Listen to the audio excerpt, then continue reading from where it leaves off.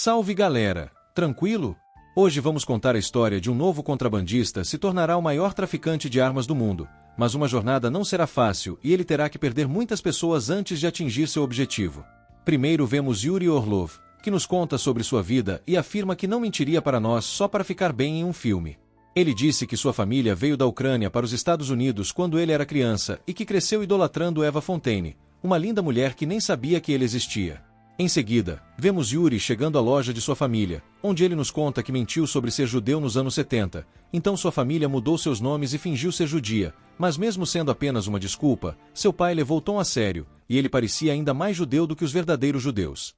A pedido do pai, Yuri sai da loja para conferir os pratos do dia em um restaurante, mas é quando ela testemunha uma tentativa frustrada de que termina com uma vítima matando o agressor, e depois Yuri descobre o que deve fazer. Ele pegou uma bala e percebeu que, para os humanos, ter armas é uma necessidade básica na vida. Assim como beber ou comer era uma maneira mais fácil de ganhar dinheiro sabendo disso, ele se encontrou com um fornecedor e conseguiu sua primeira arma para revender uma submetralhadora para Yuri, que não tinha ideia de como ser um traficante de armas. Sua primeira venda foi como quando ele perdeu a virgindade. Ele estava nervoso e não sabia o que fazer. Acabou rápido, essas são suas palavras, mas, apesar disso, Yuri teve sucesso, provando que era um bom conversador e, como lembrança, fez seu primeiro lote de remédio em um colar. Então seu próximo passo é ligar para seu irmão bêbado Vitaly e pedir que ele seja seu parceiro no negócio de armas. A princípio, Vitaly decidiu, mas percebendo que sua vida era uma bagunça, ele decidiu dar tudo de si. Os irmãos então participam de uma reunião às portas fechadas dos traficantes de armas, com o objetivo principal de Yuri ser estabelecer uma parceria com o grande negociador Simon White. Mas quando ele se apresenta, Yuri é tratado como um amador por querer vender armas para mais de uma pessoa, e é enviado para a casa do homem humilhado. Isso faz você perceber que precisa começar de baixo. Algum tempo depois, os irmãos viajaram para o Líbano, onde concluíram com sucesso sua primeira grande venda de armas. Porque depois que a guerra local terminou, os Estados Unidos abandonaram essas armas em armazéns. Afinal, é mais barato comprar produtos adicionais do que enviar os existentes. Yuri então vendeu as armas aos libaneses por quilo. Isso só foi possível após a assinatura de um tratado com o coronel responsável pelas armas abandonadas. Mas esse ainda não era o negócio que Yuri queria, ele queria mais. Logo após deixarem o armazém, os irmãos testemunharam libaneses matando civis com as armas que vendiam, o que chocou Vitaly. Yuri era um generalista que fornecia armas para qualquer exército, vendendo armas israelenses para muçulmanos, munição de fabricação comunista para fascistas, etc., fazendo com que suas armas aparecessem em 8 das 10 zonas de guerra na década de 1980. Mas nada disso importa para ele. Tudo que ele vê é uma oportunidade de ganhar dinheiro. Yuri é um homem com múltiplas vidas, em seu container pessoal, múltiplas identidades e pastas para diversas situações, além de armas, equipamentos, cofres e muito mais. Em seguida, vemos Yuri no navio que ele usa para entregar sua carga. Ele fez acordos muito complicados com os militares, que não tinham recursos financeiros, e às vezes nem sabia se receberia pagamento. Para manter as autoridades no escuro, ele usou palavras em código para falar sobre armas. Praticamente tudo que faço no YouTube é evitar a desmonetização.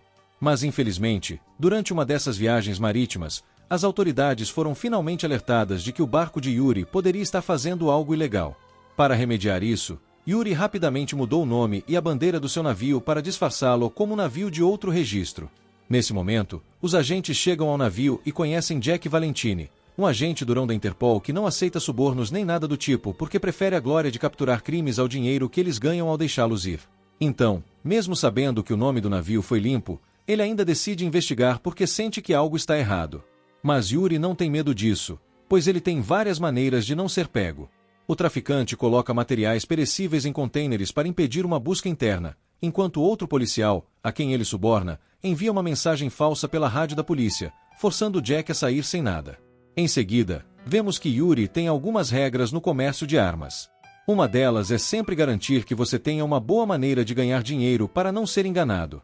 Porque um dia, enquanto fazia negócios na Colômbia, ele recebia o pagamento não em dinheiro, mas em pó de perlim-pim-pim. E quando ele reclamou, ele ainda foi baleado pelo comprador. Então ensine-lhe outra regra: nunca seja atingido por sua própria mercadoria. No entanto, o acordo não é de tudo ruim.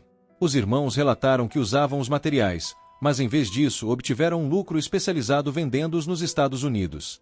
Mas as coisas poderiam ter sido melhores se Vitaly não tivesse desaparecido junto com aquele quilo de pirulitos. Somente alguns dias depois Yuri encontrou seu irmão Vitaly a alguns quilômetros de distância. Ele estava comendo pirulitos e se divertindo com várias mulheres. Seu estado mental era muito ruim porque Vitaly ficou extremamente agressivo depois que seu irmão encontrou poeira na mesa. Deixe Yuri levá-lo de volta para os Estados Unidos e enviá-lo para uma clínica de reabilitação, mas por compaixão, Yuri permite que Vitaly use o Firefly uma última vez antes de se despedir. A partir daquele momento, Yuri passou a trabalhar sozinho, mas, diferentemente do irmão, Yuri também tinha um certo vínculo com Eva Fontaine, então seu próximo passo foi reservar um hotel de luxo inteiro e contratá-la para uma sessão de fotos, para que ficassem apenas os dois lá. Se o plano for certo, eles entenderão melhor. Ava disse que, infelizmente, não conseguiu retornar a Nova York a tempo devido ao furacão. Então Yuri aproveitou a oportunidade e o chamou para seu jato particular. No dia seguinte, vemos Yuri gastando quase todo o seu dinheiro alugando um jato e subornando a tripulação para pintar seu nome nele. Tudo era para impressionar Ava e mostrar que o avião era dele. Durante o voo, os dois conversaram sobre a vida e o trabalho.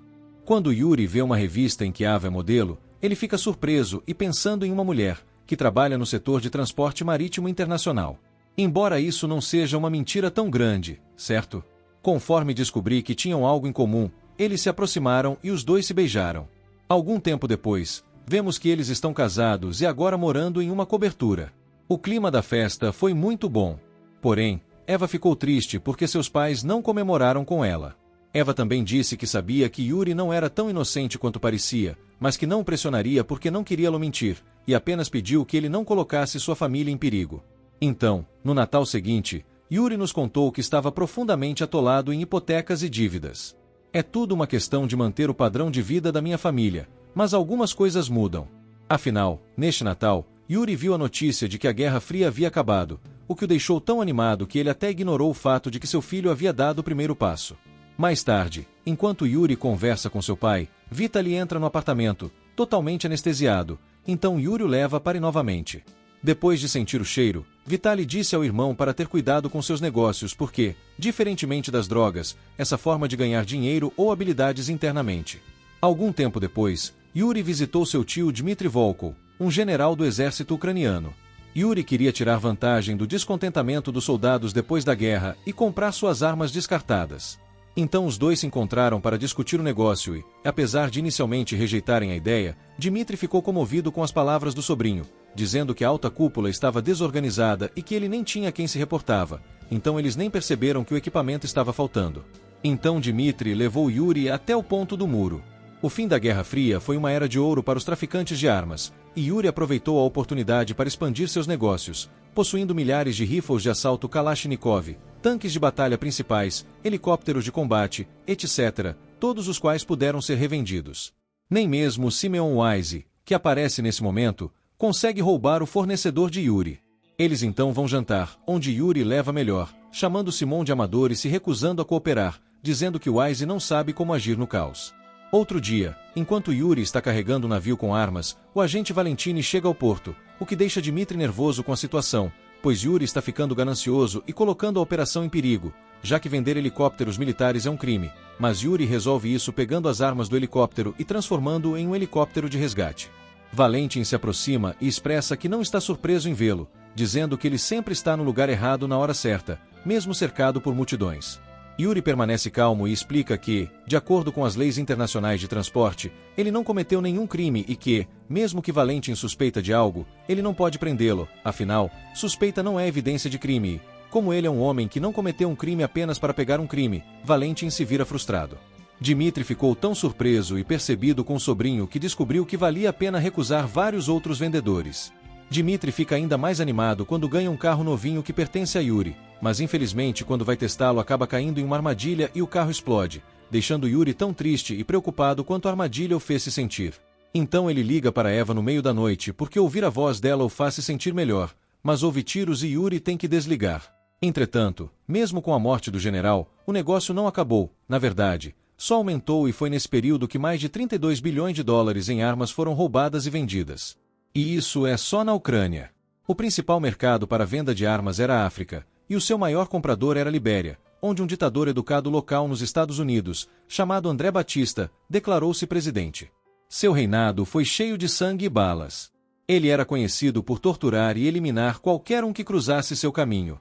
Um dia, enquanto fazia negócios na Libéria, André Batiste Júnior apareceu com uma AK-47 dourada e gentilmente encontrou Yuri para conhecer seu pai. Embora esse homem seja um dos maiores compradores de Yuri, Yuri não tem interesse em conhecê-lo pessoalmente ainda. Afinal, ele é um psicopata cruel.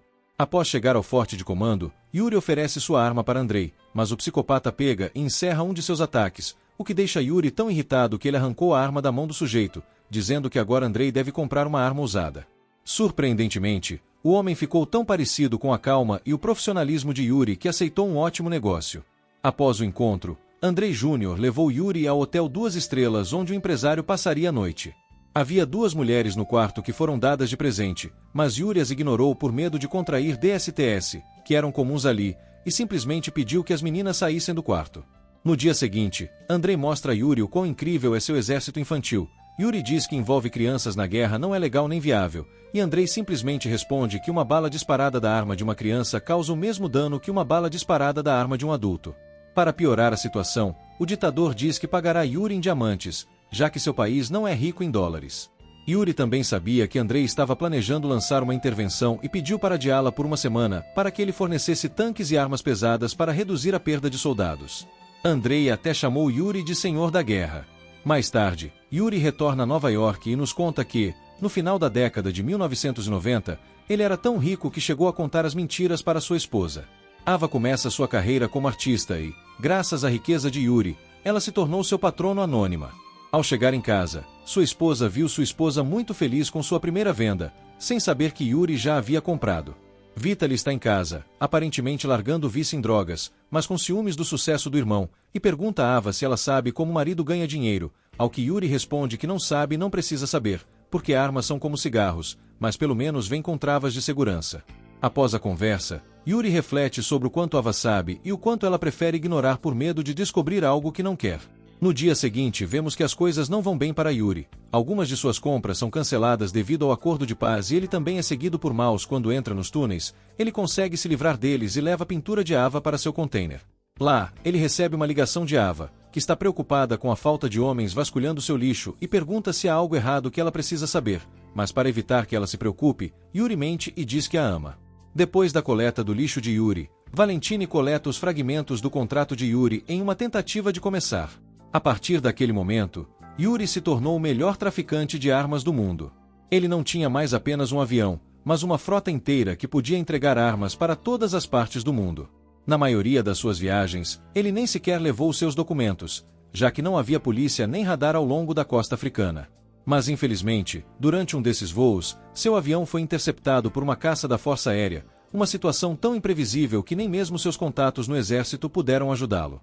E depois que os navios foram avisados com tiros, Yuri pousou o avião no meio de uma estrada perto de algumas aldeias, e aproveitou-se disso e deu todas as armas de graça para a população local, eliminando assim habilmente todas as provas de contrabando.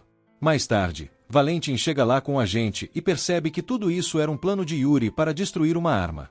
Então os agentes locais disseram que poderiam matar Yuri na hora porque ninguém sabia. Mas como ele é um agente honesto, Valentino tranca lá sozinho por 24 horas para impedi-lo de vender mais armas durante esse tempo, e depois vai embora. Os moradores então retornaram ao avião e os desmontaram completamente. No dia seguinte, Yuri é resgatado e retorna ao seu quarto de hotel, onde André o amarra surpreendendo Simon como um presente para Yuri. Afinal, foi ele quem matou seu tio. Andrei agarra a mão de Yuri e orienta a atirar em Simone, e embora Andrei consiga impedir, o traficante permite que a vingança aconteça. Naquela noite, Yuri foi a um bar, onde experimentou Brown Brown, uma droga que misturava pim-pim e pólvora. A mesma pólvora que Yuri vende. Mais tarde, ele concordou e viu na cama de uma garota. Ele estava com medo de ter contraído uma doença sexualmente transmissível, mas a mulher se manifestou e foi embora sem dizer nada. Yuri sai da sala enquanto sonha acordado com Simeon. Por causa da culpa, ele só queria deixar este mundo. Logo ele se separa com um soldado que ameaça atirar nele, mas sua arma impera e ele se oferece para consertá-la, mas acaba sendo espancado e abandonado ali. Até as hienas o deixavam em paz quando o viam, o que o fazia se sentir amaldiçoado. De volta a Nova York, Valentine se encontra com Ava e conta que seu marido é traficante de armas.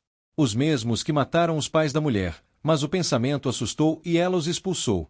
Mais tarde, Yuri voltou para casa e encontrou sua esposa chorando de medo, dizendo que não conseguia mais se vestir, deitar na cama ou ficar em casa porque havia sangue por toda parte. Yuri admite que é traficante de armas e Eva diz que ele pode parar porque sua família já tem dinheiro suficiente, mas para Yuri não é pelo dinheiro, mas porque ele é bom nisso. Então Ava lhe deu uma escolha: sua carreira ou sua família. Para sua esposa feliz e manter a família harmoniosa, Yuri começou a se envolver em negócios legais, como vendas de madeira. Até Valentine, que estava grampeando tudo, começou a achar tão estranho. Yuri não fez nada errado há meses. Yuri logo fica frustrado com a dificuldade de ganhar dinheiro legalmente, mas persiste por causa da promessa que fez a Eva, até que um dia Andrei e seu filho chegam à América para falar sobre paz, mas pouco antes disso, ele visita Yuri, na esperança de fazer negócios novamente. Yuri recusa o princípio, mas quando vê um diamante enorme que pode recebê-lo, ele não consegue resistir e aceita seu acordo final. No dia seguinte, enquanto se preparava para partir, Yuri explicou o motivo da viagem e disse se ela acreditava nele. Ava olhou nos olhos dele e disse que sim, mas Yuri sabia que ela estava pensando, assim como ele sabia antes.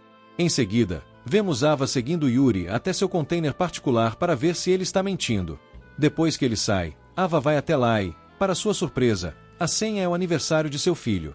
Lá dentro, ela encontra várias identidades e desenhos de si mesma. Ela sai do local triste após perceber que tudo é uma grande mentira. Cortamos então para Yuri, que visita Vitali antes de sua viagem e liga para ele para lhe oferecer um último trabalho de segurança.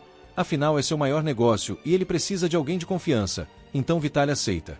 Ao chegarem à Libéria, André os aqueceu calorosamente, porque a sua presidência é considerada oficial por outros países. Ele então alertou que o acordo não estaria completo até que as armas chegassem à Serra Leoa, para onde deveriam ir. Ao longo do caminho, vemos quão distorcidos são as mentes dos soldados locais e que, apesar de se intitularem nomes nobres como combatentes da liberdade, eles ainda atiram em pessoas inocentes em plena luz do dia. Ao chegar ao local da negociação, enquanto discutiam os termos, Vitalia viu uma mulher sendo atacada por vários homens com facções. Proteja seus filhos ao mesmo tempo. Traumatizado pelo incidente, ele afastou Yuri da mesa de negociações e tentou convencê-lo a encerrar o acordo, já que as armas serão usadas para exterminar civis. Mas Yuri diz que se eles tentarem impedir o que está acontecendo lá, serão mortos na hora. Ele acrescentou que o que os homens faziam com suas armas não era da sua conta. Então, apesar de ficar enojado com a ideia do irmão, Vitali fingiu entender e agiu com mais calma. No entanto, quando Yuri retorna à mesa de negociações, Vitali caminha até os caminhões, pega uma granada e explode um caminhão, junto com André Júnior, que tentou detê-lo. Vendo tudo isso, André pegou a arma e atirou várias vezes em Vitali. Vitali caiu no chão e morreu. Embora Yuri tenha ficado horrorizado com o ocorrido, ele fechou as negociações com Andrei e recebeu apenas metade do preço combinado. Após as negociações, as coisas aconteceram como Vitali previu, e civis foram mortos em uma semana, mas Yuri disse que isso era inovador e, finalmente, disse que discordava dos ditados que diz vários que os bons falham e os maus vencem, e que o certo seria que o mal vence, só isso.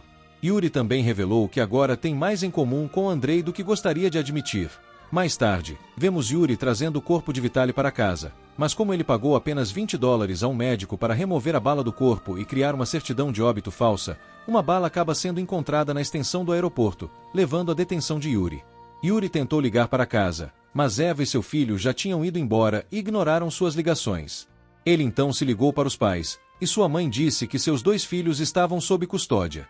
Em seguida, cortamos para Yuri detido sendo interrogado por Valentin, que revela que quando Eva bateu Yuri, os agentes também a seguiram, o que levou ao container pessoal de Yuri. Não foi culpa dela, ela era apenas uma presa mais fácil. Yuri então pediu para Valentin usar seus poucos minutos de êxtase para dizer tudo o que ele queria dizer, porque ele não tinha muito tempo restante. E Valentin disse a Yuri que não entendia a gravidade da situação e que ele seria preso. Mas Yuri disse que entendeu completamente que, depois que sua esposa e filhos o abandonaram, seus pais o abandonaram e seu irmão foi morto por sua causa, ele entendeu completamente a situação atual. Yuri continua explicando o que aconteceu em seguida, dizendo que um agente chegará lá e elogiará Valentine por seu ótimo serviço, mas que ele precisa libertá-lo porque ele pode ser um criminoso. Mas as pessoas com quem ele faz negócios são aliadas dos Estados Unidos. É por isso que o país faz uma vista grossa a isso. Então Valentine pegou uma batida na porta. Então ele descobriu que tudo o que Yuri disse estava certo. Mas antes de partir, ele disse que não havia necessidade de mandar Yuri para o inferno. Afinal, Ele já estava no NUM. Finalmente, Yuri voltou a fazer o que fazia de melhor: comércio de armas. Finalmente, ele concluiu, os traficantes de armas dominaram o planeta, enquanto todos os outros estariam ocupados demais matando uns aos outros. Olá pessoal, o que você conseguirá para atingir seus objetivos? Ou existe uma linha que eles não desejam cruzar? Deixe-me saber nos comentários.